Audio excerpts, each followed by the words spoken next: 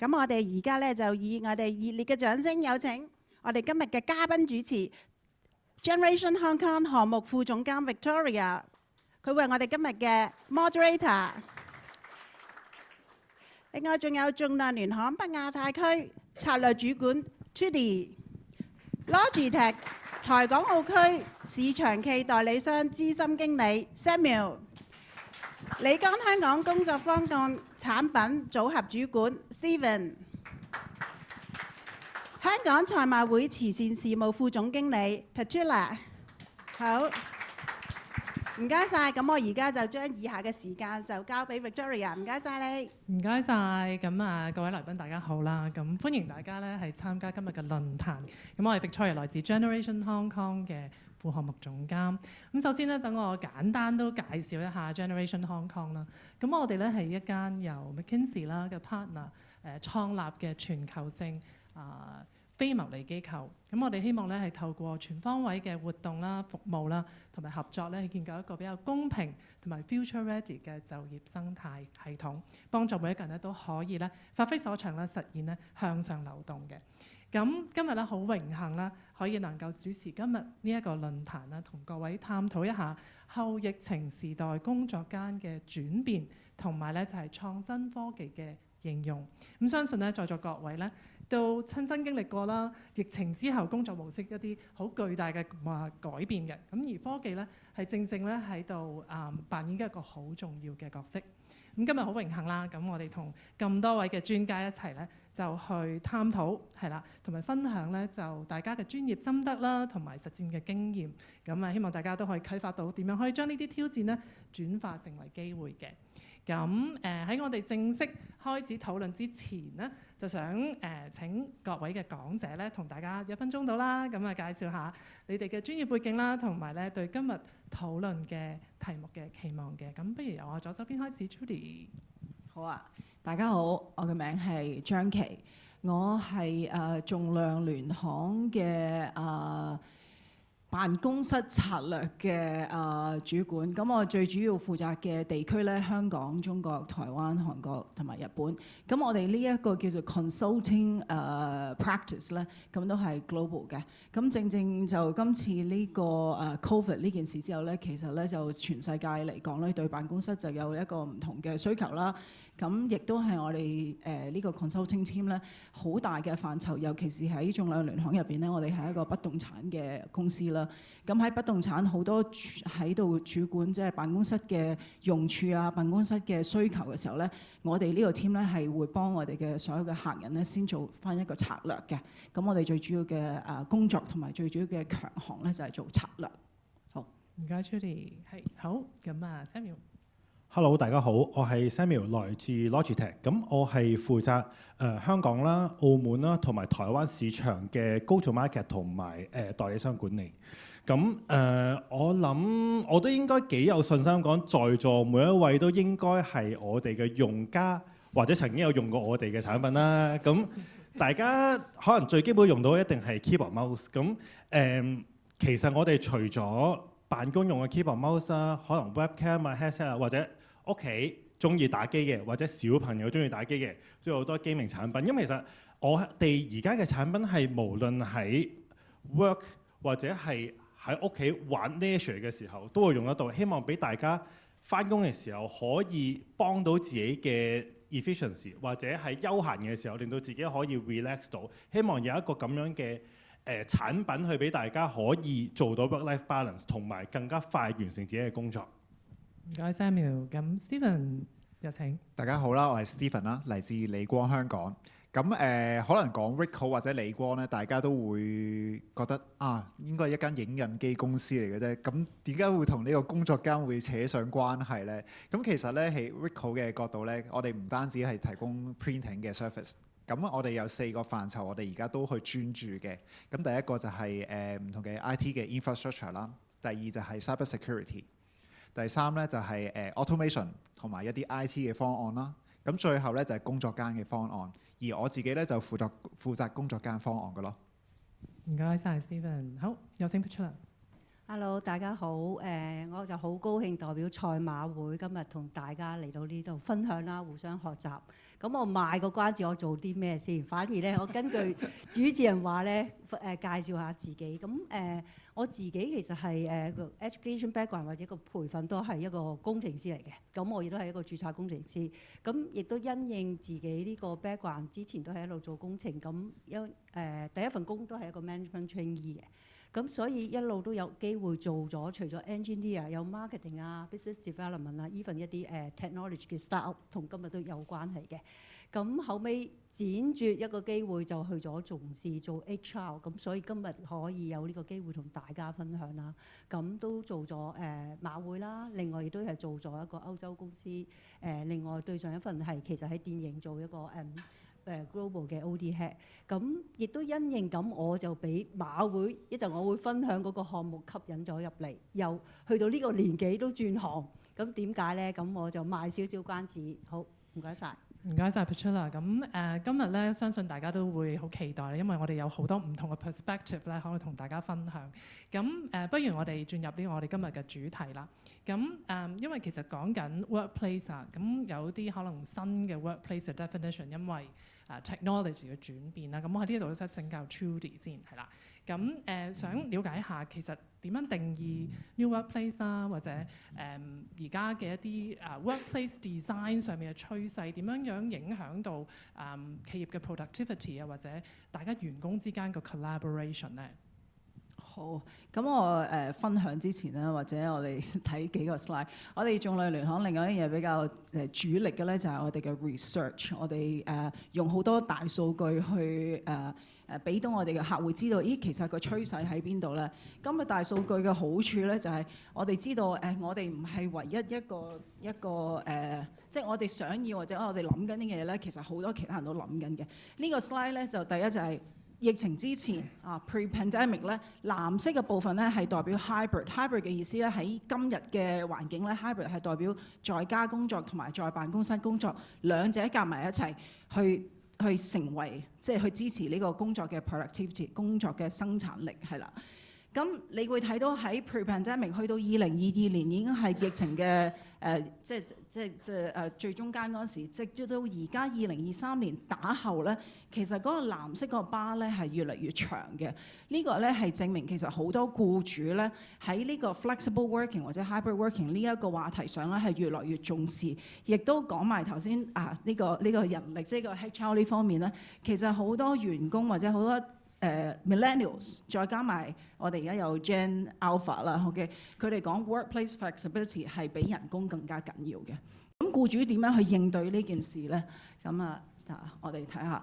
咁我哋呢一個 slide 咧係呢3個顏色代表咩咧？就係而家在今2024年喺辦公室做得最差嘅12項嘅地方。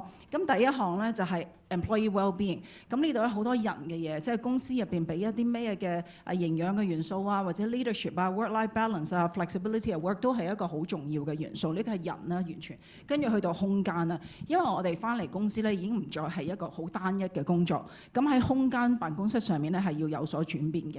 另外 technology 咧亦都係非常之強大嘅 enablers。我哋話咦翻嚟公司如果要 flexible working 嘅話，其實空間同埋呢個科技咧都要相應配合一個人咧先可以，或者 individual 或者一個 team 咧都先可以達到個 productivity 嘅效應嘅。咁我哋再睇下，咦咁如果我哋講空間，我哋點樣去理解？由左邊呢度睇咧，一個傳統嘅辦公室咧，基本上如果你冇改型嘅辦公室咧，80%嘅空間咧都係擠台。即係呢個 workstation 同埋老闆房，咁我哋為之呢啲係叫個人空間，咁剩翻少少咧2%到3%咧係做一啲互動或者一啲我哋叫做團體嘅工作。咁其實而家轉型咗嘅辦公室咧，藍色部分係越嚟越少嘅，越嚟越多咧係紅色啊、藍色啊呢啲。點解咧？因為我哋需要互動同埋需要同其他 team 一齊合作嘅機會係越嚟越多。另外咧就係既然我哋可以 hybrid working 或者 flexible working 時候咧，其實好多嘢我哋係唔喺公司，我哋都可以自己做。即係尤其是藍色要做嘅嘢，我哋喺其他地方，我哋喺 coffee shop 度做，我哋喺屋企度做。所以翻嚟公司咧，其實我哋需要見人嘅時間多啲，所以空間咧係需要有相應嘅一個配對嘅。最後我應該有最後呢個咧，就係俾大家感受下，咦？我哋都有 research， 究竟我哋翻嚟公司嘅時候咧，我哋有幾多時間係做緊個人嘅工作？其實只係46% 嘅啫。咁所以你喺公司嘅時候有一半時間咧，你係需要同同事去傾偈啦，同埋我哋需要好多 call 啦，而家越嚟越多。但係喺我哋而家辦公室咧，普遍嚟講咧。嗰個房嘅設計咧，其實少人2至4人嘅房係多，但係你如果係一個傳統嘅辦公室咧，大部分嘅房都係大人房 ，boardroom 啊，10個人嘅房啊，或者8個人房，咁其實嗰啲需求咧越嚟越少，係啦。咁呢個我想對空間有少先講咗呢樣嘢先。好，唔該晒 Trudy。好，咁我哋首先就咗先。咁頭先Trudy 都 sort of validate 咗大家可能就係話其實 hybrid 同 remote 嗰個趨勢係越嚟越高嚇。咁但係同時間咧，我覺得特別有趣嘅方面咧，就係嗰個 human experience 個 score 咧，其實我哋有好大進步嘅空間。即係喺人嗰方面，尤其是我見到有5個 factors 係關於人。咁所以喺呢度咧，我就想將個問題交俾 Petula 啦。咁可能都大家都會好有好奇，想知道其實 Petula 做緊一個咩嘅項目啦。咁我想問下就係話其實點樣睇係啦？頭先講到嘅一啲 trends 啦，咁同埋就係話特別係就係話 HR 大家都會面對緊好多挑戰嘅嚇呢一方面。咁其實有啲咩策略或者心得可以同大家分享啊 Petula？ 唔該晒 Victoria 先。咁我多謝 Trudy 帶出呢個話題，我哋成日都講，因為 actually 佢都有入標嘅，入我哋馬會喺呢個時代轉變嘅時候咧，我哋成日都話可能好多公司或者好多領導都係花咗好多時間就係講硬件上面嘅嘢。咁我諗正頭先都分析一啲即係硬件上點樣可以配合呢個世界嗰個咁快嘅轉變啦。咁喺人事上面咧，其實我哋喺people management 上面，我哋就係諗軟件上面又點樣咧？咁所以我就要 show 一 show 呢張 slide 就可以終於講翻我哋做咩咧。咁其實我自己一路都係做人事嗰邊，做 people leadership 嗰邊嘅。咁sorry。咁馬會咧，其實當其時都係見到好多呢個大趨勢。咁喺疫情正期間咧，其實呢個 JC Pokuse 係創馬會專業創未來一個見習計劃咧，就係4年前推出嘅。咁其實正就回應社會，除咗 Covid， 我諗大家當其時個挑戰就係揾工好難啦。尤其是年青嗰批就係話由學校啱啱畢業去職場嗰一批。咁同一個時間咧，亦都回應今日個大會嘅主題就話，我諗在座有冇人未用過 ChatGPT 先？我做下少少 pulse check。無論係非法定合法嘅嗱，係啦。咁我諗某個程度上，大家都有唔同渠道試過呢樣嘢。咁好多人又係講，咦，我份工無論 HR 又好或者 Judy 又好，我諗都係喺度諗，咦，未來3年、5年或者10年咧，我哋份工仲係咪喺度，或者有咩轉變咧？咁所以呢一個計劃咧，其實正就係話揾一啲工係未來都有好多機遇嘅，亦都不能用 AI 又好或者其他嘅機械人啊或者其他去取替。咁所以我哋係喺精挑細選做咗好多嘅 research 咧。呢一個計劃咧就係因應呢4個行業咧，我哋創造咗一啲唔同嘅崗位，令到年青人咧就覺得，咦，呢啲係好有前景嘅，亦都令到佢哋係佢個初心係有 purpose 又好，有 innovation 又好，而佢哋係持續有個進步，有一個 career trajectory。咁呢個係其中另外一個理念啦。咁另外你見到我哋都有好多唔同嘅元素，就係話，咦，我哋又會有 bootcamp 啊、cohort experience 啊，同埋嗰啲 coaching。咁因為頭先話點解會當其時轉行咧？其實就係話 HR 以前可能想像可能 management trainee 喺唔同公司都有，但係呢啲資源都係相對係比較係好少人可以享受到。咁但係馬會呢個慈善嘅機構，我哋就想做一個係 community 化嘅。咁其實呢樣嘢我哋係同 Generation Hong Kong 一路合作，就係其實呢個計劃 total 4年咧，我哋係同500個僱主，超過1000個年青人係參加成個計劃，就唔計嗰啲有報名嘅人啦。咁其實呢啲正我哋就想滲落個元素咧，絕對唔係話俾個答案你年青人你就係咁行啦。我哋 cohort 或者 coaching 咧，就係想佢哋互相扶持、互相去咦，你個問題唔好覺得自己好特別啊，絕對自己都唔係好特別嘅啫。咁但係我哋個 cohort experience 係啲年青人自己圍爐一齊討論分享佢哋個別情況，而亦都可以成個一年嘅計劃咧，不停有唔同嘅學習經驗，佢根據佢自己嘅需要好，行業嘅需要好。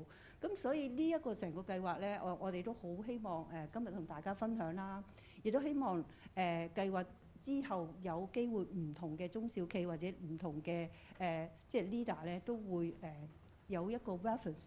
因為我哋最後一個元素係乜嘢咧？其實我自己咁啱就係一個專科出身讀工程，頭先講。咁但係咧，我哋睇翻其實原來做睇翻個數據咧，係超過80%咧都唔係傳統專科。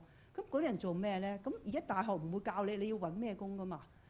如果你係讀歷史咁點咧？有人讀 HR 喎，原來又係唔知點。咁所以其實另外一個好重要嘅元素，除咗一個1年見習計劃，我哋係好想以強項為本嗰個配對嘅。而家嘅年輕人，我哋其實除咗頭先講個科技啊，其他嘢咧，其實你唔好諗住俾份工有夠錢佢就 OK 嘅。佢真係要啱佢嗰個 value system， 佢嗰個即係attitude 啊 skill knowledge。咁我哋係成個理念係咁樣去配對佢唔同嘅工種嘅。其實我哋有讀 HR 嘅人入咗做創科嘅 research 嘅，亦都有人係完全係教音樂，可能唔係淨係教琴嘅喎。咁佢去咗幼兒教育。咁呢個就係我哋成個計劃嘅精神理念。咁好希望今日係可以同大家叫做分享啦。唔好俾傳統嘅想像去局限咗咁樣。唔該晒。好多謝 Petula。咁係啦，頭先都提到即係有 Generation Hong Kong 都有幸參與呢個計劃啦。咁其實都係講緊 tech 呢個 force 即係呢個 technology 呢一個係一個好 disruption 嘅 force 啦。咁我哋點樣係諗下點樣去以人為本咁樣去建立一啲持續性嘅職位俾我哋唔同嘅年青人咁樣。咁好，咁我哋講到 technology 啦，咁一定要請教兩位 tech related 嘅專家。咁我知道 Samuel 同埋 Stephen 咧都可以同我哋分享一下關於 Smart Office 嘅理念。咁我不如邀請 Samuel 先啦。咁可唔可以講一講其實 Smart Office 係一個咩概念咧？其實係咪好多公司都喺度推行緊，定係淨係大公司先可以做咧？咁樣都想問下 Samuel 你一樣。好，其實 Smart Office 就唔係淨係大公司嘅，大型公司或者小型公司都有。咁其實目的都係一樣，令到同事做嘢更加有彈性或者更加有效率。咁其實同以前有啲咩改變呢？以前好多公司都會要求同事每日都係翻公司，朝九晚六，大家對住，咁就最有安全感。大家有啲咩可以即刻講啦。咁但係其實而家嘅flexibility 頭先講緊，或者 work from anywhere 呢個概念就係，其實有啲同事佢可能唔一定喺公司嘅，唔一定每日都翻公司嘅，但係我哋都可以隨時可以一齊合作到去傾一啲嘢，或者 co-work 去做一啲嘢。咁呢個其實係一方面係而家實際社會嘅需要啦，好多同事其實會 travel around 嘅，咁其實可能會喺內地或者唔同地方 travel。咁雖然佢 travel，但係你都可以喺一啲 regular 嘅 meeting 或者可以 schedule 一啲 meeting 線上去同佢溝通某啲嘢，唔使等2個禮拜後佢翻嚟先傾。呢個係一個效率上嘅嘢。第二就係包容上，就係譬如話有啲同事家庭上有啲原因佢未必可以每日都翻嚟公司嘅，未必可能屋企有小朋友或者老人家或者家庭嘅需要。咁但係其實喺線上嘅或者啲產品上可以令到佢繼續做到佢本身工作上嘅嘢。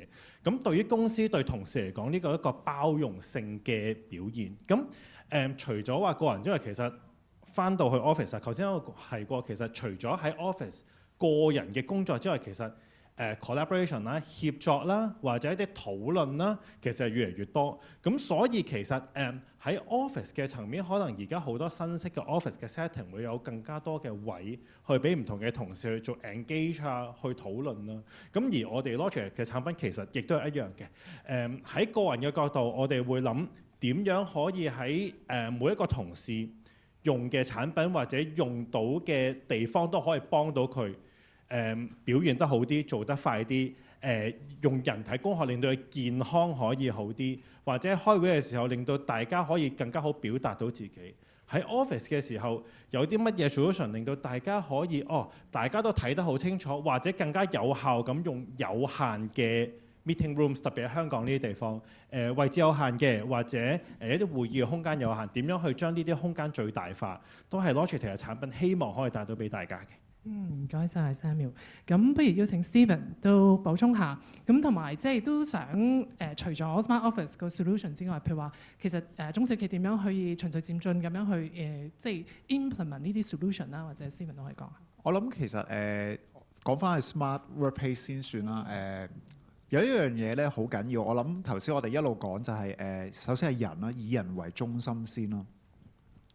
成個工作間咧，其實有好多嘅設計方面咧，都可以係以人為中心嘅。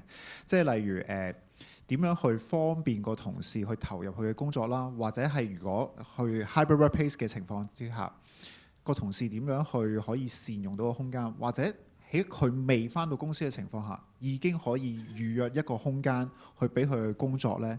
咁呢一啲係按 software 層面或者按一啲technical 層面可以去處理到嘅東西啦。咁另外一方面，其實你講香港喺空間方面，原來都可以去為大家去幫，即係協助大家嘅。其實我哋自己都有自己嘅 build and design team， 我哋亦都係自己嘅 office 咧，都係設計成一個好好嘅一個 hybrid workplace 嘅位置。我哋亦都歡迎唔同嘅公司啦、SMEs 啦，可以去到我哋嘅 office 去參觀。其實我哋有唔同類型嘅solutions 啦。頭先阿 Samuel 講過，會有好多需要好平等咁樣去同其他嘅同事去協作嘅時候，我哋有唔同嘅 meeting rooms 嘅 solutions 可以去 share 俾大家去睇啦。咁另外頭先講嘅 booking system 亦都可以去 share 俾大家嘅。咁呢一個係一個好好嘅入手嘅方法啦。因為其實好多時 SME 或者喺即使大 corp 都好啦，其實佢哋都未必知道點樣去開始呢一個嘅旅程。其實講 Smart Workplace 其實唔係純粹去 introduce 一啲嘅 solution 咁簡單，而係一個旅程，去點樣去幫每一個嘅 employee 去投入喺呢一個工作間嗰度咯。好，唔該晒 Stephen。咁其實頭先提到關於technology 啦，咁我諗大家都少不免出嚟都有提過。其實個個都有用過 ChatGPT， 就知道 AI 嗰個嘅 disruption 或者嗰個嘅即係影響係啦。咁我都想喺呢度同大家咧都傾下，究竟其實 AI 會對工作間咧其實帶嚟啲乜嘢嘅改變？咁都想聽下各位嘅一啲意見啦。咁樣不如由 Petronella 開始啊。咁因為想知道從人才發展嘅角度，其實AI 係點樣去影響到，即係譬如可能員工頭先講咗好多 people experience 嘅嘢，係啦，點樣影響到 people experience 啦，同埋就係話有啲乜嘢嘅即係我哋嘅企業點樣去，或者 HR 點樣去準備我哋嘅員工啊，咁樣可唔可以都講一講？我哋無論係我自己個人又好，或者從人事管理上面，我絕對相信 AI 唔係取締任何工種或者我哋某一啲工作。係絕對係一個相輔相成嘅，佢幫我哋令到某一啲嘢，我哋唔想做嘅，好重複性嘅、好悶嘅工作，係俾佢做咗啫。而我哋以人為本，頭先咁講係做更加其他係 value added 嘅 service。我好中意 call 其中一個我頭先講，我哋有4個行業、16個工種，其中一個我覺得攞出嚟講，大家就即刻可能有一個echo。咁想像就話，而家成日都講，如果你要睇一個專業嘅物理治療師或者心理學家，如果要政府嗰條龍啊，絕對唔係講私人喎，可能係過10年嘅，我唔記得咗個 exactly 嘅數。咁但係其實，如果我哋可以用 AI 做咗某一啲基本嘅篩選，譬如我哋有其中一個 role health coach，咁就係有個專業嘅 physiotherapist， 佢已經 diagnose 咗。跟住我哋就揾一個年青人，其實咧佢哋對科技係好熟嘅，佢可以利用一啲已經現成玩嗰啲用technology enable 嘅唔同嘅 exercise 咧，咁就已經幫到好多人個 bridging 啊。咁呢個就係我哋其中一樣嘢，我哋覺得以人為本點解咁重要，亦都唔係取締咁。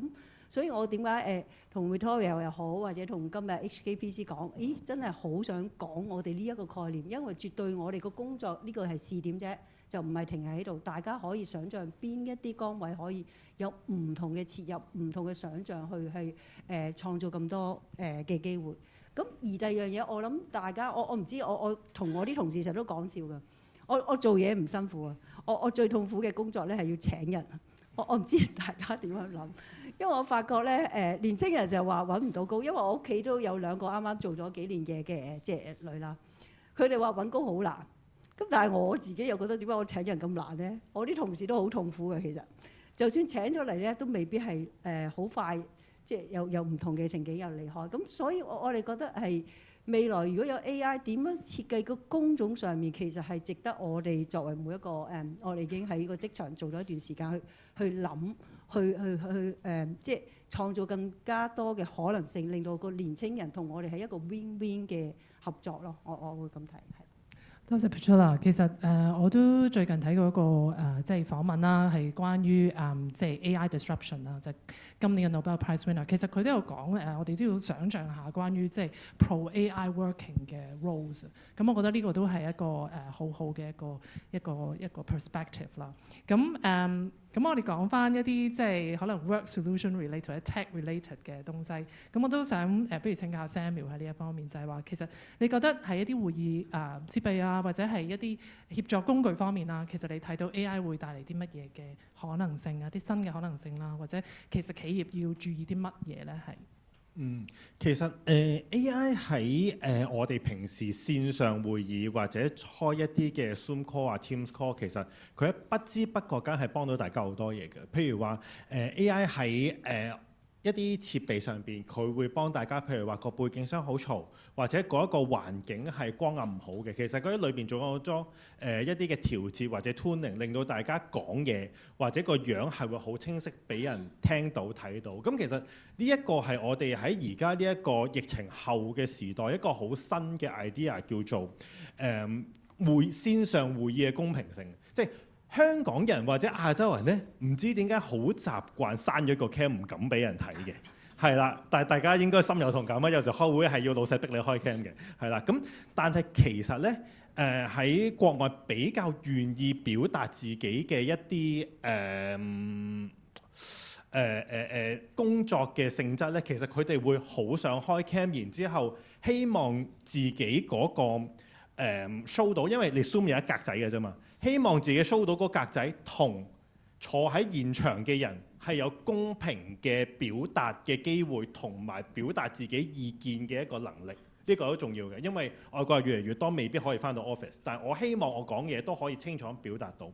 咁 AI 幫到嘅就係喺呢一個 equality， 即係喺呢一個會議上面嘅公平性幫到大家。另外一樣嘢就係其實好似啱啱講，我有一個例子係因為屋企原因。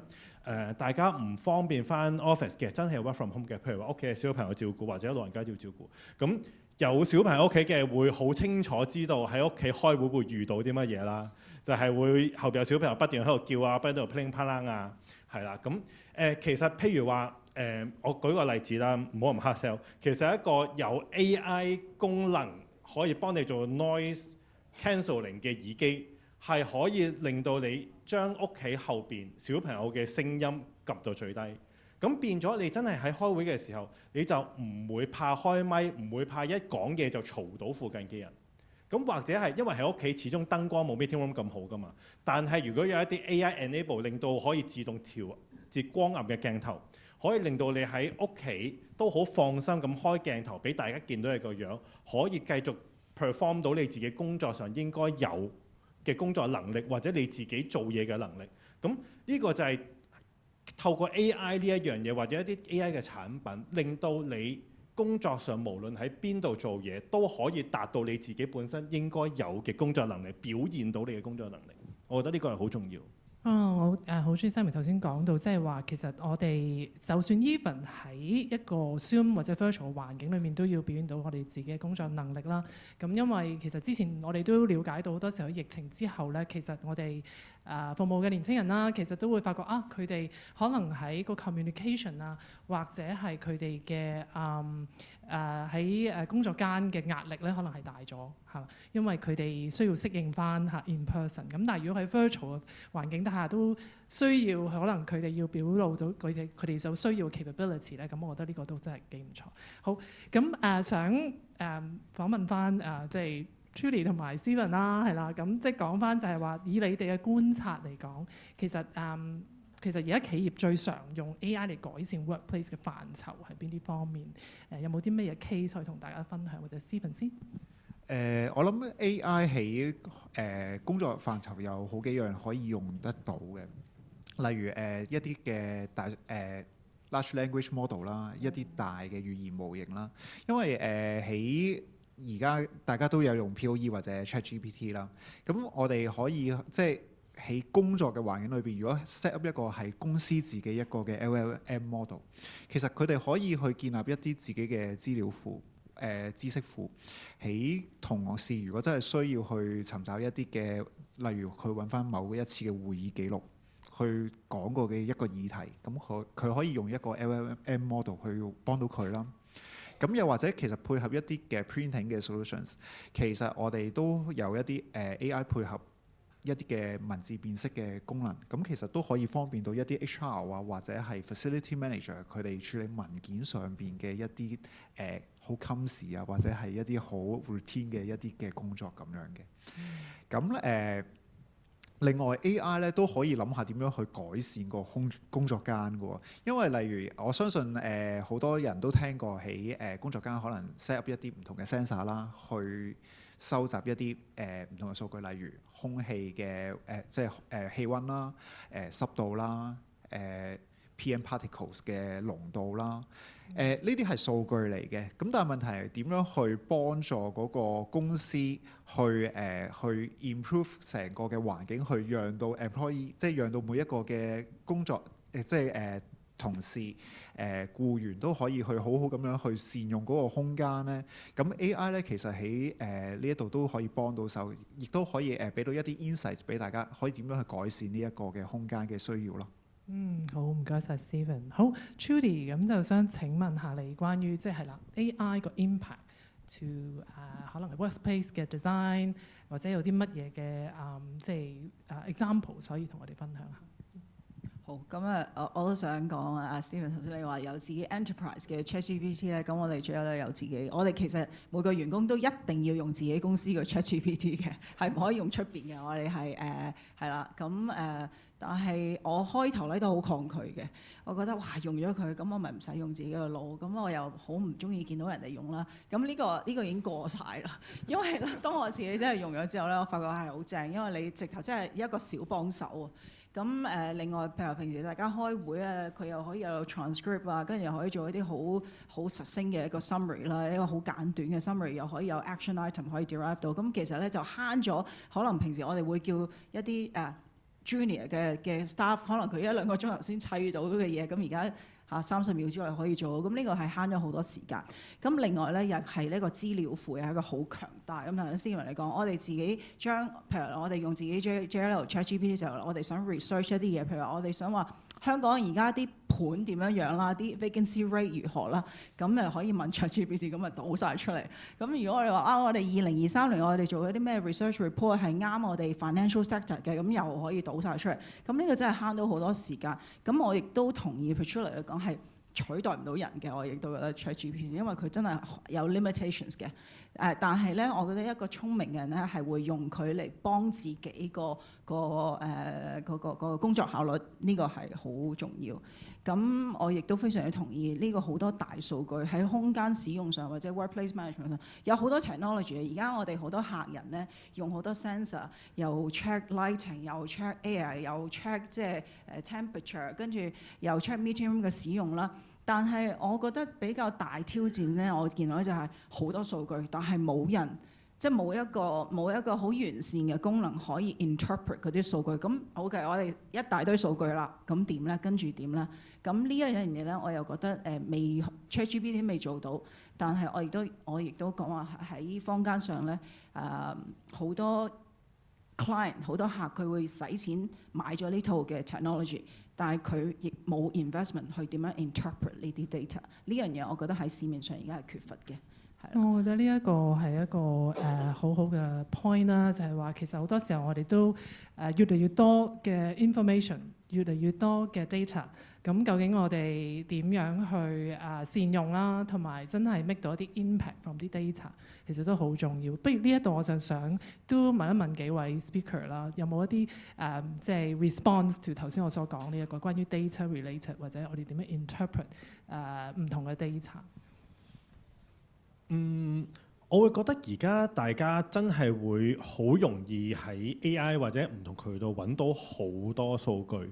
咁我最近有聽到一句嘢嘅，我哋嘅工作係唔會俾 AI 取代，但係會俾識得用 AI 嘅人取代，係啦。咁所以唔好妖魔化 AI 會做咗你份嘢，但係喺 AI 幫緊你嘅同時，你要識得做 cross check， 去識得睇呢啲 data 喺邊度嚟係咪真，同埋其實而家真係太多數據，咁係調翻轉 as 一個公司嘅層面去睇一個 office 或者睇一個團隊啦，我成日咁講係呢啲數據對於個團隊嘅意義係乜嘢？係啦，睇數據可以有好多方面嘅，我哋其實平時都睇好多數字，但係最緊要係而家喺我哋作為公司同埋好多員工，其實頭先都講好多係我哋點樣利用數字去幫到我哋同員工之間嘅關係，或者大家嘅效率更加提升，更加 harmony， 更加令到個 office 有唔同需求嘅同事。唔同年齡層嘅同事，唔同工作習慣嘅同事，可以喺埋一齊去好無縫咁嘅工作，呢個係比起數字本身更加重要。唔該晒。Shirley 有冇啲咩 response on data 或者 Stephen？我覺得啱啱講完就係AI 唔係取替我哋，但係識用嗰啲會有機會。咁我又反而諗多一樣嘢，我作為一個人事方面嗰個即係行家咁講。我反而想帶出一個信息，就係話除咗唔好驚 AI，其實我哋亦都唔需要驚年青人，好似佢哋哇係咪好多人覺得佢哋好難搞啊，又唔聽話，溝通技巧差。其實我自己係好正面睇，我係 believe in reverse mentoring 呢個 concept 嘅。我哋有我哋嘅經驗，我哋嘅能耐，我哋嘅 resilience。但係年青人亦都好多好叻嘅嘢，佢哋正正就係好識得用 AI 嗰個概念嘅。其實我哋點樣係同佢哋喺呢一個世代，頭先講 Gen Z、Alpha 已經 upcoming， 咁你嗰個磨合啊，就真係攞到嗰個相輔相成嗰個，你就會到時好 enjoy。我舉例，我做條片咧，我可能會做幾粒鐘啊，真係唔好意思。但係如果一叫個後生仔，其實佢真係攞住部機幾分鐘登啊。真係登啊，唔係講笑。咁呢啲位就係要大家互相去配合呢個位，諗下啦。呢個第一個位。第二，我少少分享就話，我覺得我哋唔會好難揾到數據喺呢個世代，真係多到反而你驚啊，真定假？咁因為我哋譬如慈善嘅工作，我哋做好多嘅 research、evaluation， 我哋反而係諗下同事有好多數據之餘，我哋想要乜嘢數據？其實我覺得都喺呢度分享同大家講，係值得諗下，以令到自己後期嘅工作冇咁挑戰性，因為唔係樣嘢多就係好咯。咁但係啱都係一個考慮之一嘅，係啦。唔該晒 Stephen 有冇補充？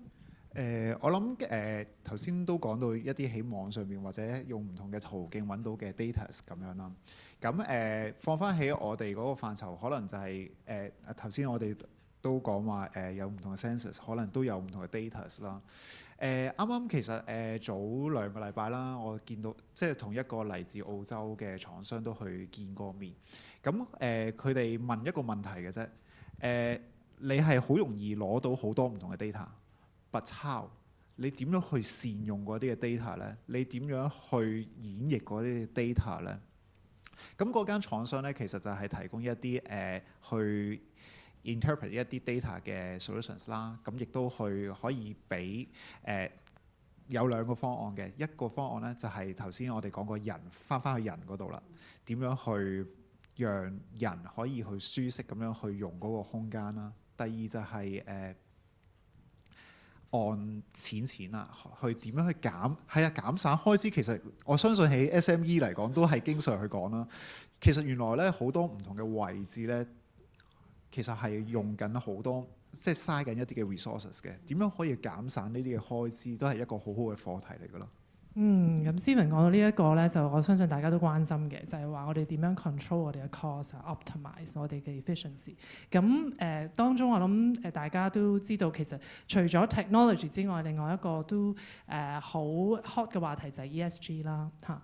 咁呢度都係想同大家即係 explore 一下，其實究竟即係譬如 ESG 係啦，其實已經有好多企業嘅啲策略啦咁樣。咁其實 workplace 或者係一啲我哋點樣去 run 我哋 business 嘅時候，要睇到啲咩，有啲乜嘢嘅要留意嘅地方。咁 Trudy，不如我都首先由你啦，去分享一下你見到其實而家嘅企業啦，喺 workplace 嘅設計方面有啲乜嘢係具體可持續發展嘅一啲考慮啊，或者個成效係點樣？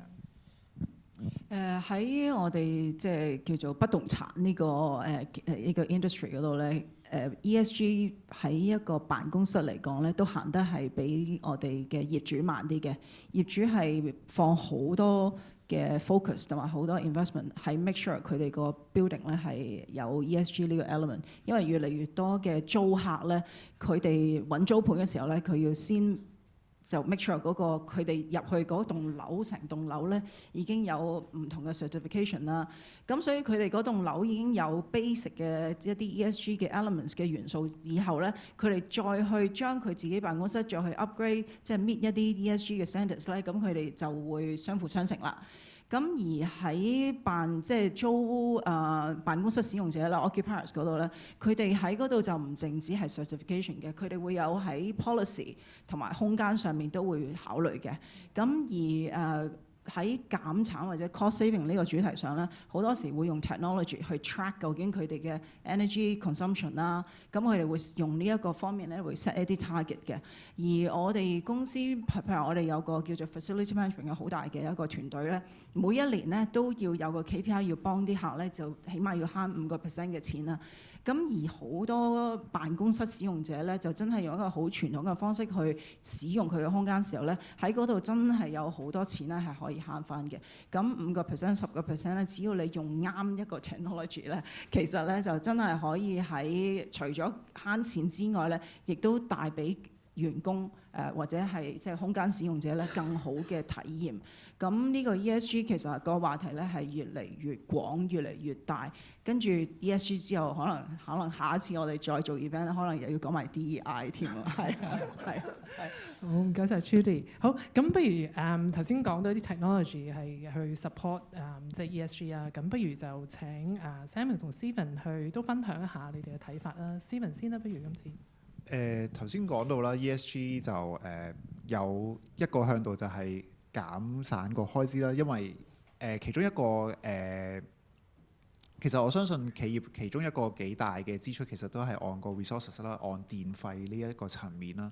其實調翻轉，我哋唔用錢嘅角度去出發嘅話，其實我哋係幫緊個地球，我哋去減省一啲嘅 carbon footprint。我哋點樣去讓到呢一個嘅 sustainability 可以喺個公司嗰度去實行出嚟咧？呢一個其實都需要去一啲科技啦，去配合翻去。例如你我有一個例子就係例如你可以 monitor 住你個公司嘅每一刻嘅 power output。你突然間發現咧，原來有一刻有一個 spike 突然間突咗出嚟，究竟發生咩事咧？會唔會係即係有陣時我哋翻去最基本就係我哋諗慳電，咪就係熄咗啲燈啊，叫啲同事唔好用咁多公司嘅電啊。但係嗰個 spike 究竟係啲咩咧？可能原來係公司一啲嘅appliance 可能係有啲問題嘅。我哋可唔可以去揾得翻嗰個嘅症結出嚟去解決咧？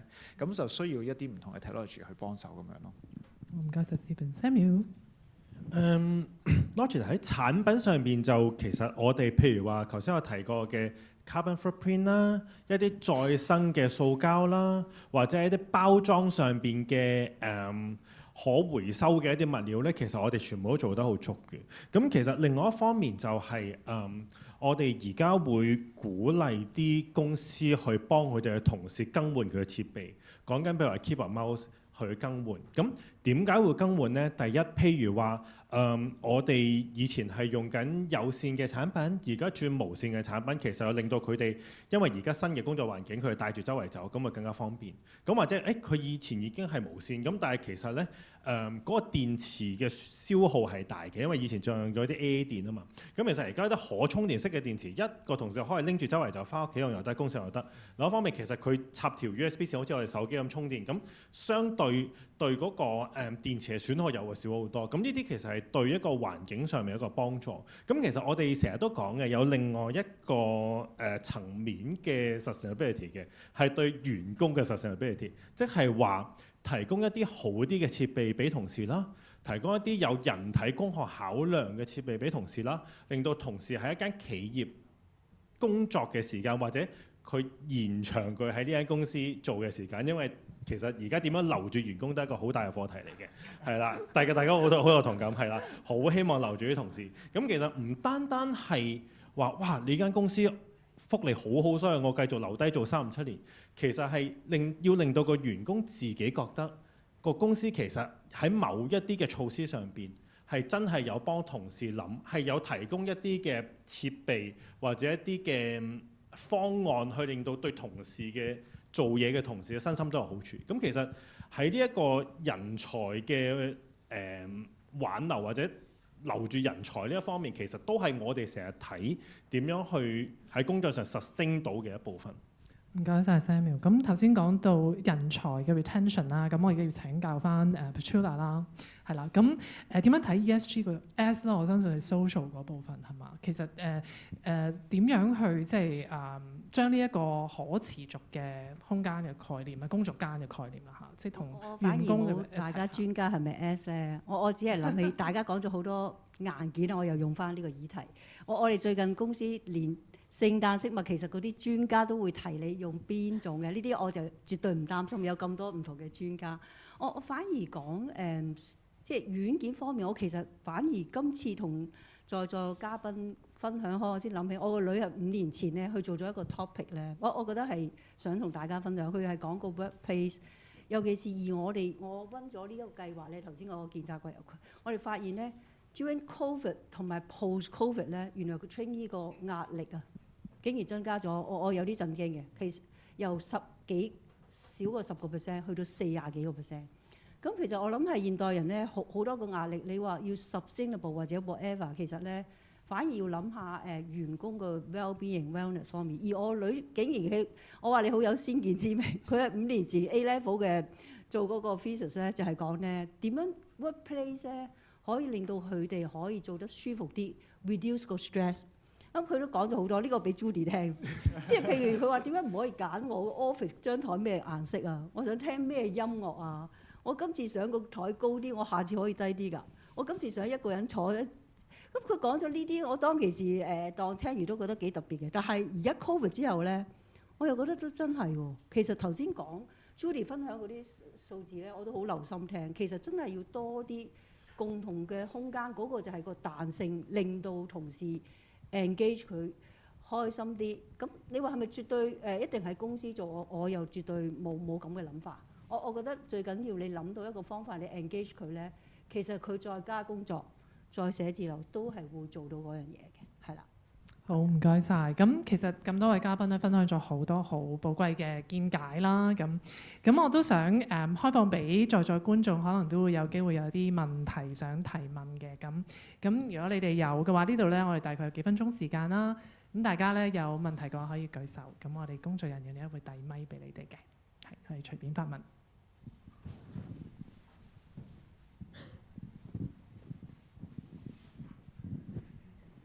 好多謝各位討論呢個問題。我想其實而家真係可能係一個啱嘅機會，就係在座5位咧，就各有代表唔同嘅 sector。咁你即係可能馬會就申請一筆錢出嚟，就俾個項目嘅經理咧就去揾幾位代表 user， 另外代表嗰個 technology 嗰個咧，就係去創造一啲 app 出嚟俾我哋啲手機啊。就專係咧，就係即係其實行內咧，即係我諗香港 PC 都好熟悉㗎啦，即係嗰啲係 ERP 啊，係咪啊？叫 Enterprise Resources Planning 啊嘛，係咪啊？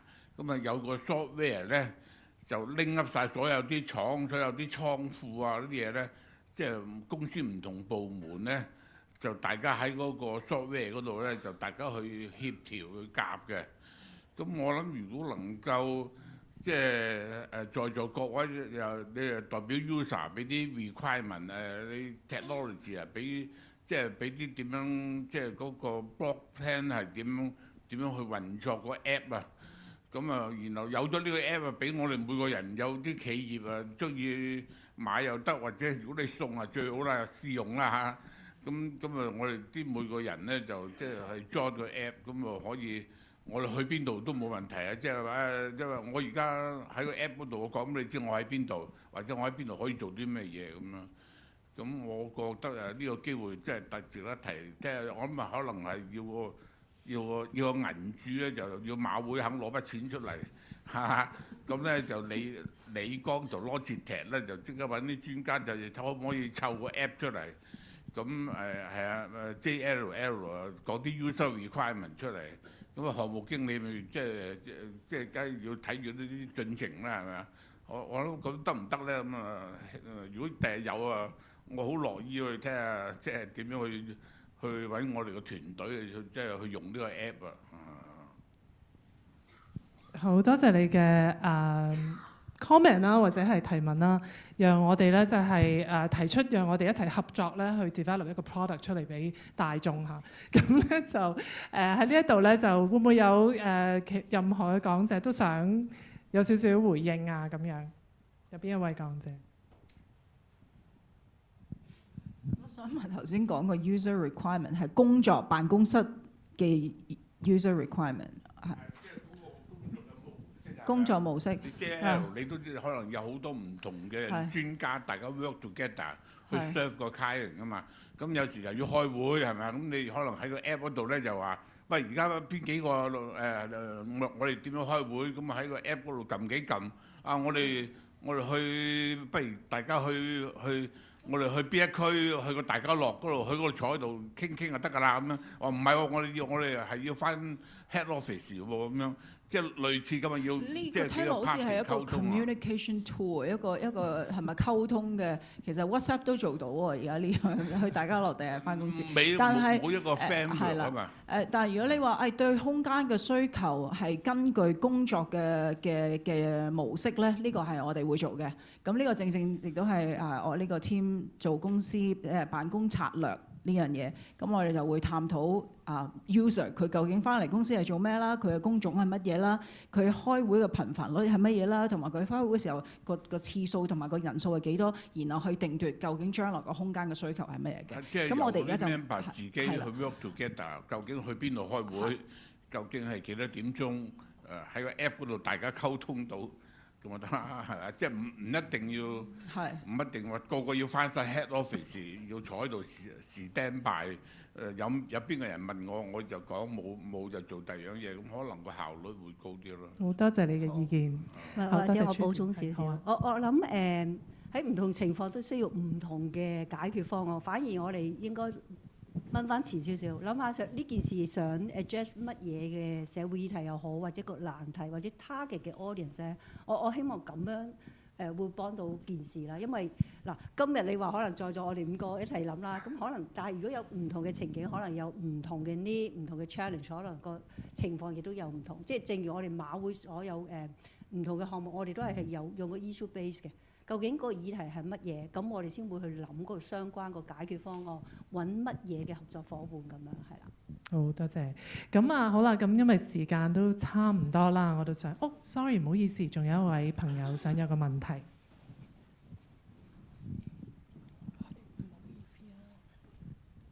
你好，我又想問咧，如果係嗰個共享，即係你俾同事翻去做嘢啊，成啊，而家想問有冇啲咩 platform 或者係可以保障到公司嗰啲 data 咧？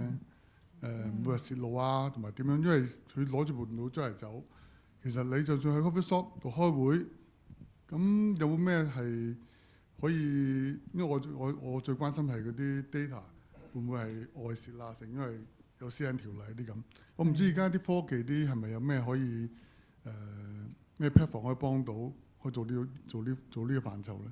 好多謝你嘅問題。咁我諗呢度咧應該係關於一啲 security、data security 或者 technology security 嘅一個好 valid 嘅一個 concern 啦。咁我不如交俾Stephen 嘅 Samuel。或者我用我有限嘅知識，可能答咗你先啦。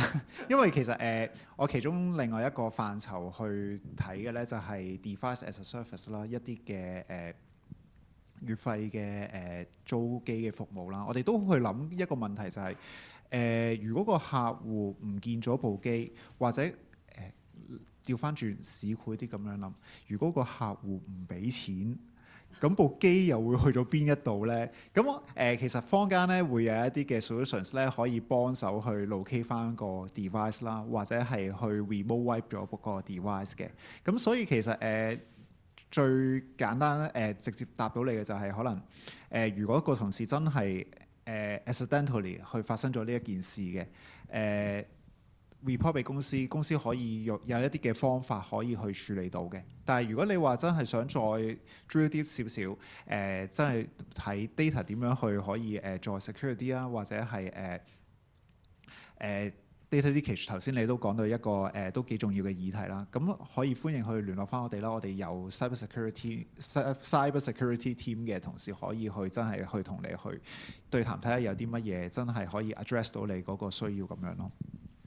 我呢度可以補充少少，其實而家我唔係一個專注喺 cyber security 範疇嘅行業嘅人啦。咁但係其實我哋每一日用緊嘅 Google 或者係 Microsoft， 無論你咩平台，其實佢都會有唔同 level 嘅 security setting 俾你嘅。譬如話，如果呢部公司機IT manager set 咗一定要部機有 password 嘅，而可能係一啲複雜嘅 password， 甚至係 login 要兩個 level 嘅 login， 你有時咪要入完個密碼，佢仲要你收個 SMS 先可以 login 到嘅。其實呢啲係喺 IT manager 嘅層面可以去幫公司每一位同事每一部電腦 set 到嘅一個 security level 嚟嘅。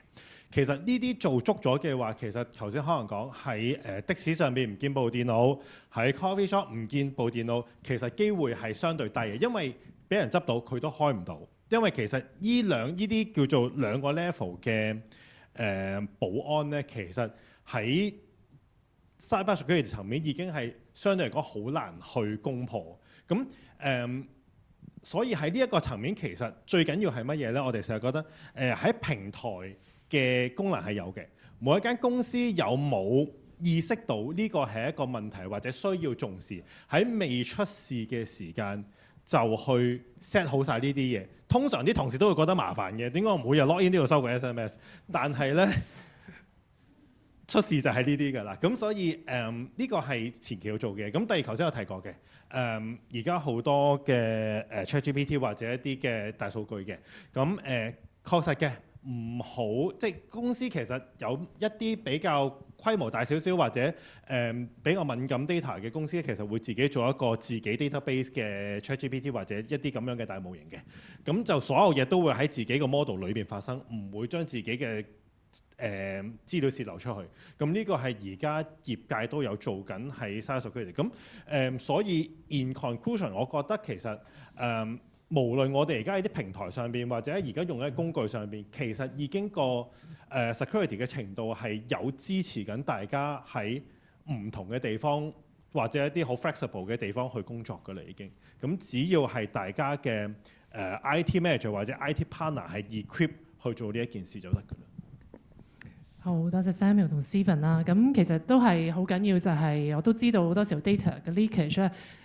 我睇新聞都有講過，就係話其實好多時係用嘅人出事，就唔係個 technology 出事嘅咁樣。咁所以可能都係喺人嘅培訓方面，可能都好重要。咁好啦，咁我哋時間真係差唔多，想最尾咧就邀請我哋每一位嘅 speaker 咧都講翻一兩句嘅 final advice 俾大家，好唔好啊？係關於即係可能未來工作究竟最重要係啲乜嘢？工作間係啦，最重要嘅係啲咩？或者有啲咩挑戰咁？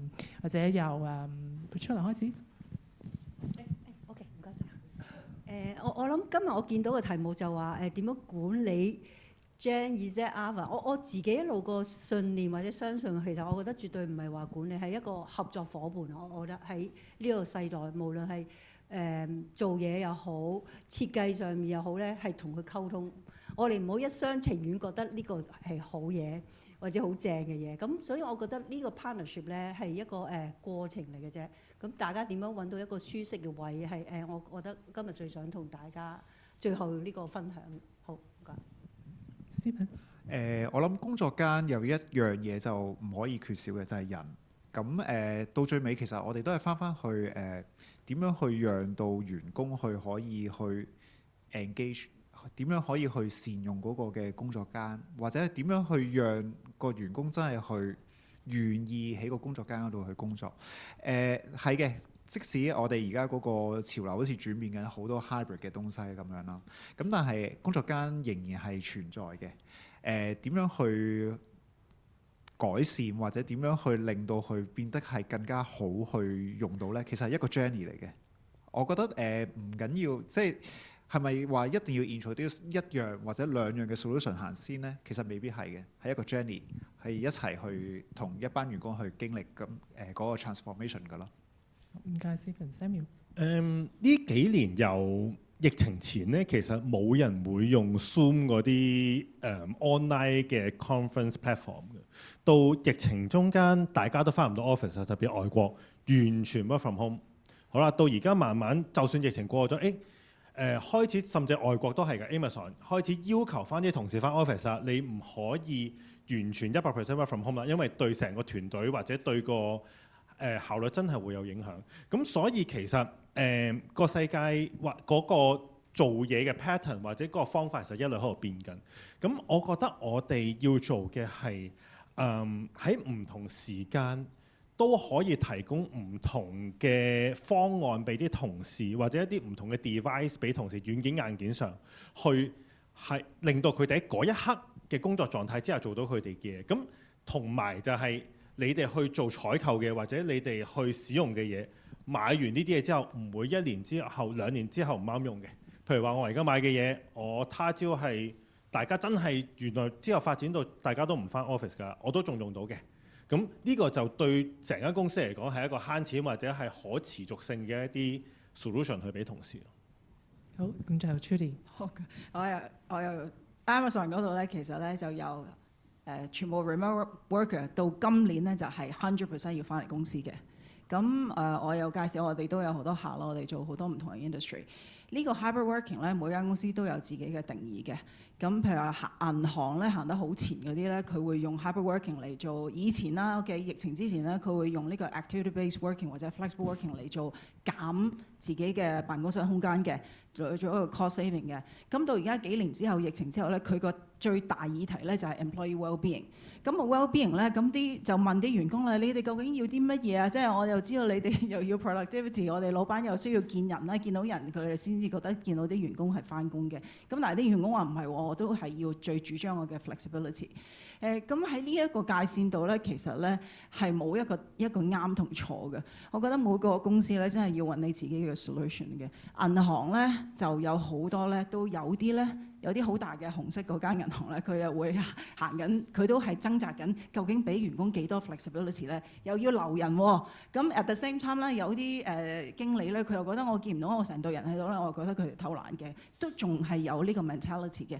另外有啲公司好似科技公司就話：我哋而家唔信 work from home 呢件事啦，全部人翻晒嚟，跟住佢哋辦公室已經係設計到咧係之前有 flexible working， 咁所以係唔可以一人一張台咯。咁嗰度又有好大嘅 struggle。咁點樣去行呢個 journey 咧？我覺得真係唔可以要知道員工想要啲咩，亦都要知道 employer， 我哋最緊要顧住發薪水嗰個人咧，或者嗰個 management 嗰個層面，乜嘢為之 productivity？ 點樣呢間公司先係最終賺到錢嘅？如果大家都 work from home， 然後我哋條數係去唔到嗰個位啦，我覺得呢啲都係冇得講嘅。所以 flexibility 你都要去翻嗰個 ROI， 你哋究竟成間公司呢個 productivity 個定義喺邊度？然後再用翻啱嘅工作模式去處理呢件事。因為係咯，我覺得呢樣嘢唔可以 one size fits all 嘅。好多謝咁多位講者，好 practical 嘅 advice 啦。咁我哋再一次多謝各位先，好唔好？好 ，thank you。咁我想交翻俾。好，多謝晒咁多位講者嘅精彩分享啦。想提升業績咧，唔單止咧要 upgrade 咧我哋嘅工作環境去提升生產力咯，咁同埋咧都要開拓市場嘅喎，同埋開發多啲嘅營銷渠道。大家知唔知道咧？其實香港政府咧係幫到你㗎。政府咧佢有為我哋中小企咧推出唔同嘅資助計劃，幫助咧大家去發展業務。而家嘅時間呢，我哋將會交俾我哋生產力局中小企一站通經理林振廷 James 啦，為我哋咧分享一下政府嘅 funding 啦，睇下有啲乜嘢可以幫到大家。有請 James， 唔該。好，大家好啊，唔該晒 ，thank you。好，咁就做個好快簡單統計先。咁有幾多位朋友仔已經申請緊政府資助㗎？冇。有冇朋友仔準備申請政府資助？都冇。有喎，有幾位喎。咁以下落嚟時間記得要聽清楚。咁會好快嘅。不過我哋講完之後呢，如果有問題，大家可以即刻喺出邊揾我哋中小企支援組嘅同事去問啦，着紫色衫嘅同事，或者HKPC 如果我哋着件風褸，亦都有中小企支援組嘅 logo 嘅同事問嘅，係啦。咁我哋好快去咯喎。好啦，首先政府資助其實有好多種嘅，琳琅滿目 ，over 45種，唔使咁快影相住，仲有個快啲嘅 tips 俾你知道。我去多版。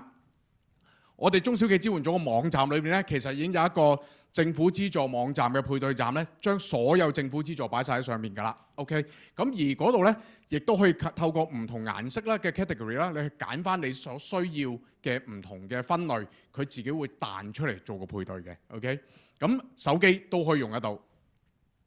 好啦，咁我哋中小企支援組基本上就喺2020年成立啦，咁到而家就大概4年度啦。咁我亦都幫咗接觸到超過68000個唔同嘅中小企㗎。咁相信大家如果有需要嘅，直接可以揾我哋啦。咁好似今日咁樣，我亦都會舉辦唔同嘅活動啊，同研討會啦。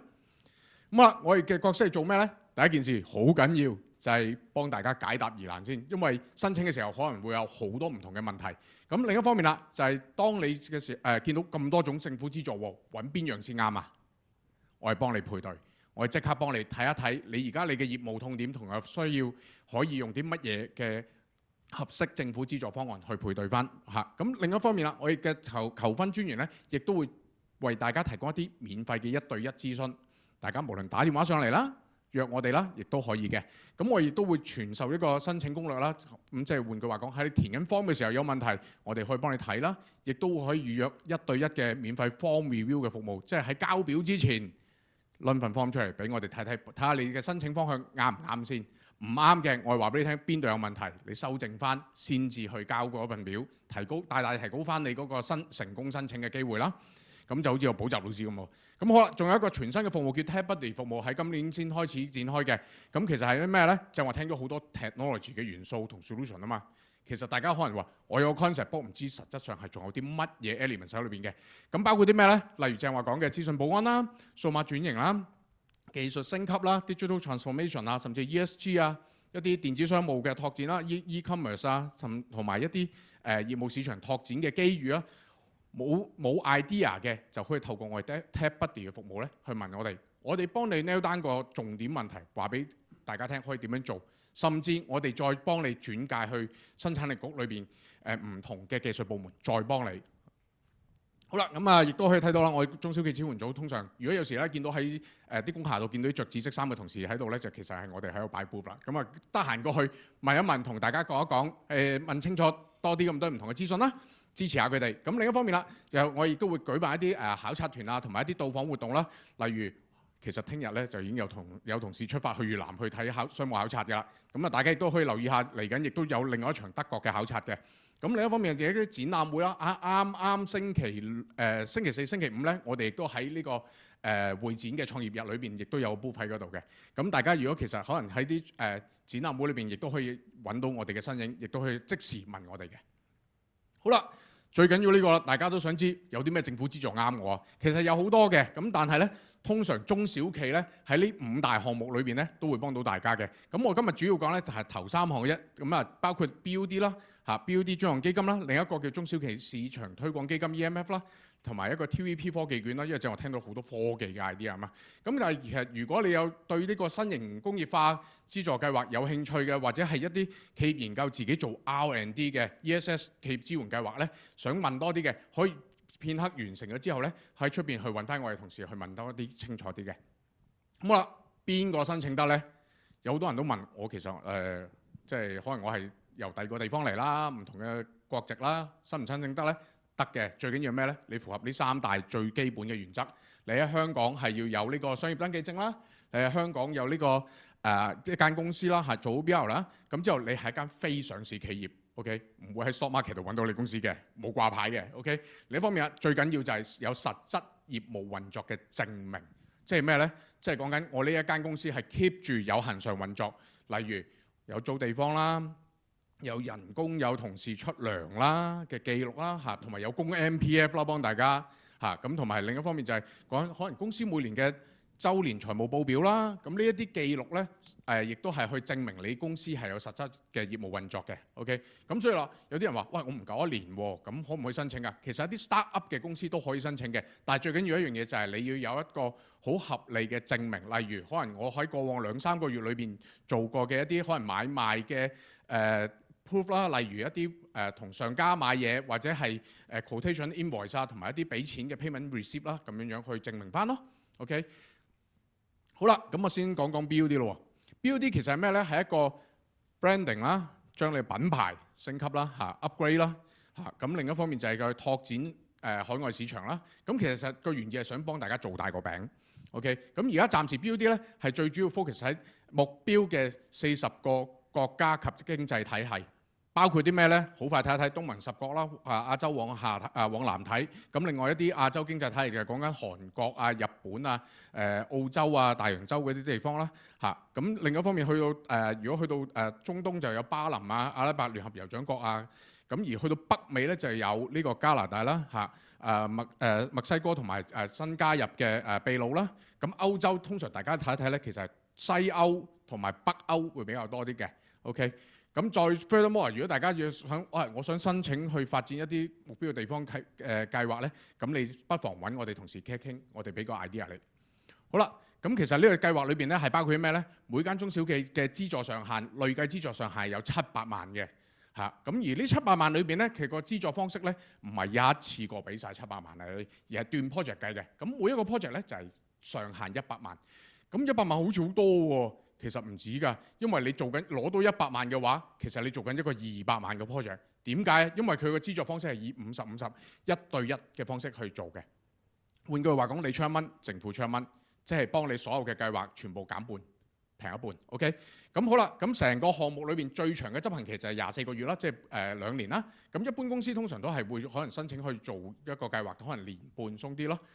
咁而另一方面啦，佢可以累計資助上限嘅項目係有70個唔同嘅項目嘅，即係可能有啲公司我去做設廠，有啲公司可能去做一個品牌升級，有啲公司可能就係做一啲唔同嘅純粹開個業務嘅拓展點，係做 marketing promotion 嘅喺當地。咁如果你係申請呢個前期撥款嘅話呢，咁就亦都可以獲得成個計劃批核嘅金額嘅75%。OK， 咁等你可以多啲咁多大嚿啲咁多錢去做，咁完成晒成個計劃裏邊，最後交埋最終報告先至去傾翻最後嗰25% 咯。咁好啦，最後啦你亦都可以除咗申請之外呢，你哋都可以係透過當地海外嘅業務單位去執行呢個項目嘅。OK， 咁所以有啲公司可能我再去合資去搞一間喺當地嘅公司，喺嗰間公司去 run 呢個 program。OK， 咁就唔係申請以呢個即係 ECBUD 咧就唔得嘅。好啦，咁而家知道晒大朗上佢可以俾到啲咩你咯？咁最緊要你確立你個發展品牌嘅目標啦。個目標係咩啊？第一件事有呢個品牌策略啦，有呢個即係 brand building 啦。另一方面就係點樣升級轉型嘅元素啦，或者係拓展營銷嘅元素啦。咁任何一個元素裏邊都可以嘅。OK， 好啦，咁第二方面啦，計數啦。計咩數呢？就係講緊你嗰一年裏邊嘅計劃裏邊 overall 用幾多錢，裏邊亦都包含唔同項目嘅支出類嘅百分比。咁所以你亦都要睇翻啦，可能到時喺當地做聘請人嘅人工支出唔可以超過成個計劃嘅50% 啦，或者係當地嘅租金亦都唔可以超過成個計劃嘅20% 啦，等等唔同嘅項目嘅。咁其實呢個表呢，大家唔使擔心。當你申請 BUD 嘅時候呢，佢個網站裏邊呢，其實係填窿窿咁填嘅啫，填晒你所有相關嘅窿窿同埋相關嘅價目落去呢，佢自己識得計會唔會超出嗰個百分比，超出咗佢就紅色咗，話俾你聽唔得，你就慢慢要執一執啲數字啦，就係咁啦。咁另一方面啦，最緊要唔好超出個預計資助上限啦，同埋大家要留意，通常大家要冇留意到嘅就係、其實最尾咧做核賬咧，佢嗰度都仲會包10000蚊俾你去做嘅，咁但係就唔好超出10000蚊啦。好啦，咁其實 BUD 裏邊咧有3個唔同嘅主要計劃嘅。第一，一般申請啦，正話講過嗰個係講緊行一年至24個月啦，或者全新啱新推出嘅上次講嘅電商2啦。咁電商2其實暫時都仲係只可以用喺內地嘅業務單位嘅。咁當然啦，大家啲收到啲新消息就係可能下年嘅時候將會可以連東南亞市場嘅電商市場都可以用到㗎。咁當然啦，而家未開始。咁但係如果係想拓展嘅話，可以留意多少少。咁另一方面就係一個申請2啦。咁其實電商2咧最主要係俾大家係去內地電商市場去拓展嘅。咁其實嗰100萬喺邊度嚟嘅咧？就係嗰700萬裏邊再分嗰100萬出嚟去用。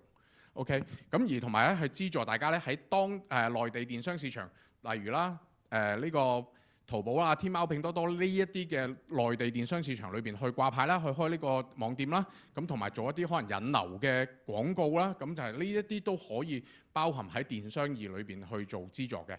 咁而申請2係啲咩嚟嘅咧？其實係一個比較短期嘅計劃。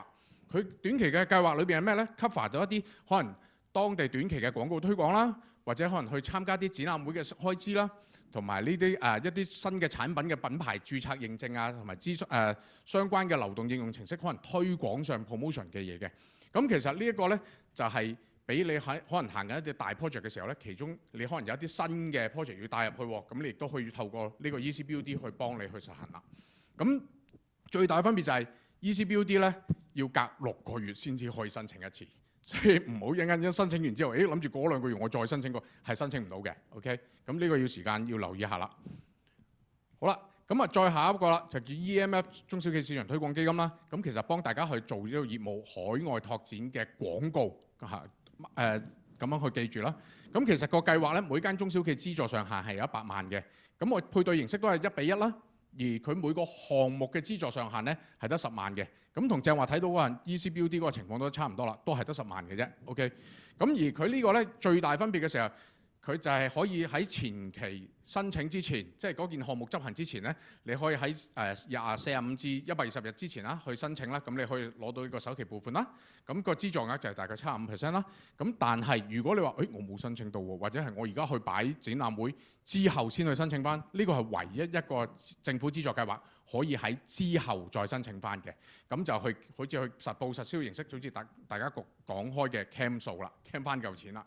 OK， 咁但係 cam 數記得要一樣嘢就係要喺60個歷日內，咁即係換句話講，件事完成咗之後，你要喺60個歷日內去交晒所有資料啦。咁同埋佢係不限次數嘅，咁無論你可能出1次、2次，甚至係10次都可以去 keep 住申請，直至你用晒嗰100萬為止。咁其實佢包括咩呢？第一啦，就係可能一啲海外嘅廣告媒體平台嘅推廣活動啦，例如講緊可能你目標市場我做日本嘅，咁係出一啲日本嘅廣告啦，係引流去嚟香港去揾你香港嘅公司提供產品或者服務啦。另一方面就係啲優化流動應用程式啊，或者網站啊，或者一啲mobile apps 啦。咁另一方面就講緊開啲刊物嘅廣告，例如講得傳統啲，可能打開本雜誌，喺雜誌睇到你公司嗰個業務嘅或者推廣嘅產品啦。咁另一方面就係一啲網上或者係實體嘅海外考察團。咁其實一啲合資格嘅考察團咧，亦都可以透過 EMF 呢個資助計劃去資助你去去呢個考察團嘅。咁而另一方面啦，就係展覽會呢個最常用，因為咧喺2026年6月30日之前咧，你可以透過 EMF 去 cam 一個香港合資格嘅展覽會，因為嗰陣疫情啊嘛。咁到之後咧 cam 唔 cam 到唔知，但係而家咧大家仲可以善用呢個資助計劃。如果你喺香港擺展覽合資格嘅展覽，你就可以透過 EMF 去資助你啦。好啦，再去啦。咁我哋咧其實最緊要留意一樣嘢，展覽咧係你參與個展覽會，係你去擺 booth， 而唔係你去行 booth。OK， 你去行嘅展覽咧係唔包嘅。就算你係飛到去嗰度去行個圈，Photokina 喺德國行完諗住翻嚟 cam 飛機票係唔得嘅。但係如果你去嗰度擺展覽嘅話咧，咁你就可以包括到呢個資助嘅即係可以申請呢資助計劃。咁另一方面就係香港啦，記得係而家喺6月30日之前，2026年啊，唔係出年啊，係再下年啊。OK， 咁你就可以透過 EMF 去資助你啦。咁另一方面啦，就係當地考察團點樣為之當地考察團呢？佢有啲規範要符合嘅，即係講緊要去到當地同一啲當地工商界啊、政府啊或者一啲工商組織啊，要進行一啲特定嘅活動啦。咁同埋有一啲商務洽談嘅配對活動啦。咁另一方面啦，有啲公司話：喂，我可能用 EMF 去做一啲網站啊，同埋一啲 page， 可唔可以用佢嚟做好，即係分開好多個計劃去做呢？咁其實呢係一定需要提交你嘅報價單，同埋重點係你成個資助上限係唔可以超過50%，即係我唔可以拆開20個計劃裏邊，即係原來 cam 翻嚿數係超過嗱，當有100萬裏邊，即係你超過50萬都係 cam 緊呢嚿數去做個網站，咁就唔得啦。OK。好啦，最後啦 ，TVP 科技券啦，科技券咧基本上就係其實係幫大家去透過一個科技方案，將你嘅一個業務由傳統嘅人力即係傳統嘅業務方案啦，即係可能講緊用緊 Excel 啊、PowerPoint 慢慢去抄嘢啊，甚至去撈啲資料出嚟變成甚至變成咧，而家係直情喺個電腦度撳個掣就已經可以出晒所有資料啦。正話講緊嘅方案啦，咁其實係 cover 啲咩咧？最緊要係幫大家將你嗰個業務嘅企業效能提升，但係要透過科技方案嘅。咁呢個科技方案一定要係一個度身訂造方案啦，而唔係一個 subscription base 或者可能月費式嘅方案去 cover 啦。咁所以大家如果去申請科技券嘅時候咧，就要留意呢樣嘢啦。一啲月費式嘅方案咧係唔包括嘅。OK。咁而 TVP 科技券咧，每間中小企最高資助上限係60萬啦。咁而最多可以 cover 到6個唔同項目。OK。咁而佢政府資助嘅配對方式就係1蚊，你出1蚊，政府出3蚊，係啦。咁所以大家就要去留意下啦。可能你申請嗰個資助或者係你申請嗰個方案個計劃嘅時候咧，你要留意翻佢嗰個產品大概要砌幾多錢啦，同埋佢嗰個批核個情況啦。咁其實每個項目裏邊嘅年期咧最長，每一個項目最多係12個月嘅啫。好啦，咁正話亦都講過有啲好多唔同嘅計劃同系統去包括到啦。其實科技券裏邊咧，呢一啲係比較常見嘅科技方案可以 cover 到啦。咁但係大家要留意一樣嘢，佢唔係幫你，即係唔係資助你去買公司電腦啊，或者係買公司一啲個別嘅硬件嘅系統。呢個除非嗰個硬件系統係一啲好特定，例如可能包括一個大數據或者雲端分析，你要 set 一個 server 喺嗰度嘅。咁呢啲情況咧就會係唔同啦。或者一啲 POS 系統裏邊，可能你要需要個巴曲窗啊呢一類嘅硬件，咁就可以包括在內啦。咁所以而家正話我哋大家講過啦，可能真係好常見嘅 ERP 系統啦，或者一啲遠端嘅文件存取管理啊，甚至一啲雲端分析嘅系統啊，咁甚至係包括埋一啲 AI 嘅即時回覆啊，咁呢啲都可以包括到喺科技券裏邊嘅。咁而另一方面啦，就係講緊啲產品嘅即係科技嘅檢測同認證啦，亦都可以透過科技券去申請啦。咁大家都會可能會話：哇，有咁多項目裏邊，我想諗嗰個項目唔知得唔得嘅喎。其實有個 tips 可以去科技券裏邊咧，你可以影低個 QR code 最緊要係啦。咁其實我可以去到嗰度咧，睇翻過往科技券獲批嘅項目，咁睇下你嗰個項目同佢嗰度項目裏邊有冇啲相近嘅地方啦。咁同埋佢所獲批嘅金額嘅。咁最後啦，如果佢有啲公司話：哇，我最困難揾咩啊？揾報價啊嘛，唔知點揾。咁可能你傾咗半間公司，或者一間公司可能傾兩下唔見咗嘅。其實你可能有對於你要砌嗰個系統上面有一啲眉目啦。傾完之後，我大概要砌啲乜嘢系統出嚟，有個 spec， 有個要求同規格嘅。你可以將呢啲要求同規格咧擺去科技券 eProQ 呢個平台上面。擺咗上面咧，佢嗰度有超過3000間公司去同你睇。如果佢間公司啱嘅話，佢會自己擺個報價單上去。OK， 咁所以大家就可以省卻咗慢慢揾公司去做報價呢個情況啦。好啦，咁最緊要注意一樣嘢啦。第一件事就係你要去 prove 到你申請科技券嘅時候，你點樣透過呢個科技嘅方案去幫到你嘅業務嘅運作同發展。而呢個業務係一定要係香港業務，唔可以係內地公司，唔可以係內地 office 或者海外 office。OK， 所以呢一點要留意。咁另一方面啦，就係好多人都唔係好知嘅，原來喺2020年8月14號起咧，咁佢其實咧就係同一個公司申請人啦，咁佢個如果嗰個申請人佢嘅股權 over 30%，即係大股東啦，或者叫做個股權佔有比例比較高啲啦，佢就算係有2間甚至3間唔同公司咧，佢都唔會被視為同一個法定機構或者同一間公司去申請。咁即係換句話講，係多咗個機會，大家可以唔同公司，有個 partner 可能佢佔多咗嘅，若佢嗰間公司佢自己申請過嘅時候，我呢間公司可以獨立去再申請咁解啫，係啦。OK， 咁當然啦，亦都唔包係啲咩呢？最緊要係唔包一啲恆常式嘅營運開支，例如係咩？可能個 server 要每個月要俾錢，或者係年費啦，呢啲係唔包括嘅。OK， 或者個網站嘅營運開支嗰啲係唔包括嘅。OK， 咁另外一方面就可能要買一啲現成嘅 hardware 或者 software 啦，嗰啲亦都唔包括嘅。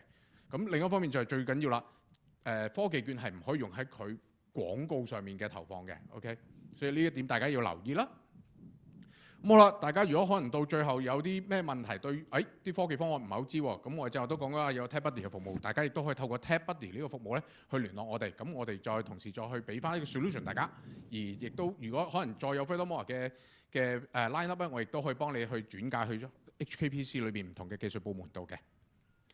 好啦，最後啦，大家可以影張相 like 我哋 Facebook。點解？因為 Facebook 其實除咗有好多唔同嘅推廣活動之外呢，我亦都有好多唔同嘅活動資訊會喺嗰度第一時間發布嘅。咁所以大家可以繼續去睇睇啦。咁當然啦，除咗 Facebook 之外，我亦都有 LinkedIn 啊、Instagram 啊，甚至我哋嘅 web page 嘅。咁大家其實好簡單，淨係打 SME Reach Out 咧，喺個 Google 度都基本上都好容易揾到我哋㗎啦。最後啦，如果有咩問題，打27886868，我哋嘅2合1服務專線，打電話又得 ，WhatsApp 又得 ，OK。如果有人哋話，我想即刻 cap 圖掟上嚟俾你睇，我唔明喎，即刻 cap 圖掟落去個 WhatsApp 度咯。咁我哋 WhatsApp 嗰邊有同事可以睇到。咁另外，如果你話我唔得閒或者公司唔用得 WhatsApp 嘅，咁可以 email 俾我哋啦。咁亦都可以 scan 呢個 QR code 去預約我哋嘅1對1嘅免費服務諮詢，甚至係方便服務嘅。OK。咁今日嘅分享係到咁多。咁如果有問題就可以出去揾我哋㗎。好 ，thank you。